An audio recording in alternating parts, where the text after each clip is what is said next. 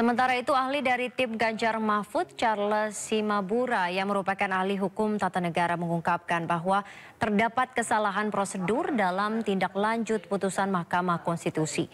Salah satunya PKPU hanya merevisi sebagian pasal dan tidak mengubah pasal yang memuat berkas-berkas administrasi yang harus dilampirkan sebagai syarat pencalonan. 2023 hanya merevisi pasal 13 dari PKPU 19/2003 dan tidak mengubah pasal 18 PKPU 19/2023 yang memuat berkas-berkas administratif yang harus dilampirkan sebagai syarat pencalonan.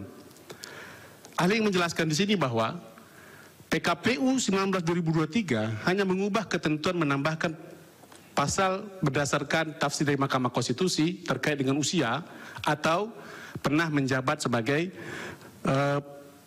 pejabat negara yang dipilih melalui pemilu atau kepala daerah yang sedang atau telah pernah menjabat. Nah, PKPU ketika direvisi hanya mencantumkan syarat bagi kepala daerah yang sedang menjabat tapi usianya belum 40 tahun.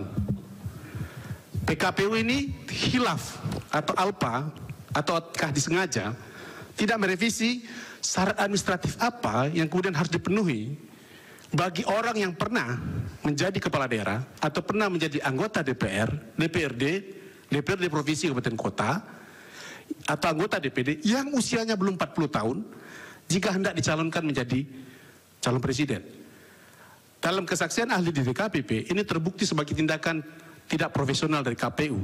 Kenapa? Semata-mata revisi PKPU 19/2023 hanya diperuntukkan bagi Gibran. Kenapa? Karena dia tidak melaksanakan secara utuh apa yang sudah ditafsirkan oleh putusan MK, yaitu putusan 90/2023. Lalu KPU menetapkan berita acara di tanggal 28 Oktober 2023 yang menurut KPP terbukti sebagai tindakan tidak profesional yang semestinya dibuat pada saat pendaftaran berkas pencalonan. Ini menjadi tanda tanya. Kenapa? Karena kemudian pendaftaran sudah dilakukan sebelum tanggal 25 oleh pasangan 1, pasangan 2, dan pasangan 3. Tapi berita acaranya dibuat pada tanggal 28 Oktober. Dan ini terbukti di dalam sidang DKPP sebagai sebuah tindakan unprofesional. Selanjutnya, Mahkamah menjadi berwenang untuk memeriksa dan memutus dugaan pelanggaran yang dilakukan oleh KPU, mengingat meskipun terdapat putusan DKPP ternyata tidak memberikan dampak apa-apa bagi termohon maupun pasangan calon Prabowo Gibran. Mahkamah dapat melakukan diskualifikasi sebagaimana telah Mahkamah lakukan terhadap pasangan calon yang tidak memenuhi syarat.